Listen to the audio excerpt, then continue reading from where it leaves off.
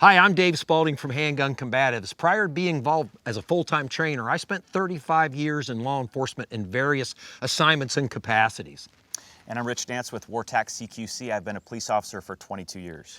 Rich and I have been friends for quite a while now. When we ever get the chance we get together, we like to talk about law enforcement issues and training and things like that. And one of the same common themes we always seem to come back to is use of force and how it's applied.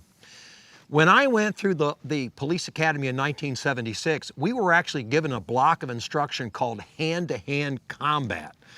Over the years, it's kind of morphed into like defensive tactics and various titles. Now in the state I come from, it's called response to resistance. And I'm like, what in the hell does that mean?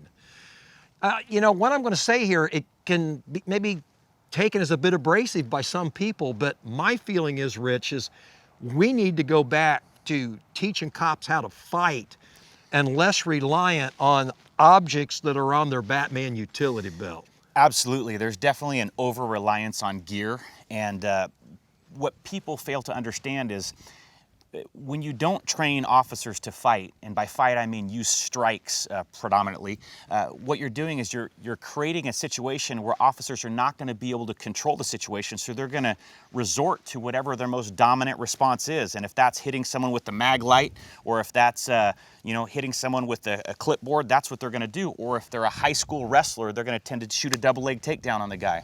So why not prepare officers to fight right from the beginning?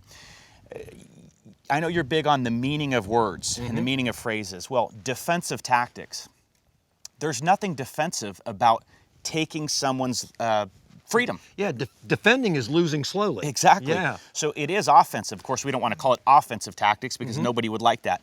But teach people how to fight with their hands. Now, they're still going to have to do what's reasonable, but you're giving them tools that are going to give them a better chance of solving the situation. And quite frankly, the quicker that situation is solved, the less likely the officer, the suspect, and everybody involved is to be injured. The more that this goes on, the more fatigued the officer gets, the more likely he is to just resort to that dominant response, which I said, which may be deadly force, which had the officer been able to fight with his hands, it may have never come to that. Right, and one of the things that I saw time and time again is that many of these devices require a certain standoff distance. They can't be used inside that double arm's length. And understand that law enforcement polices society. They take it into custody. They don't kill it. They're not warfighters.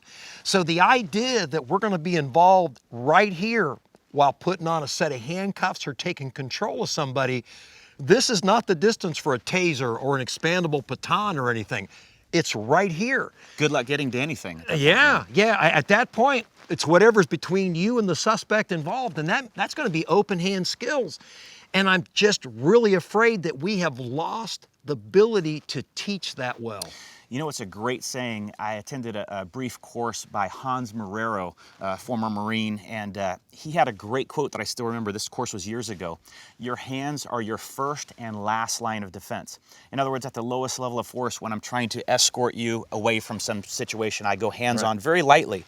And then when everything else has failed me, or when I can't get to it, these are the last thing you have to be able to protect yourself. Right. So being armed, especially being well equipped like a modern police officer is, does not alleviate you of the responsibility to be able to fight empty-handed. Your fighting comes from the mind. It's a state of mind.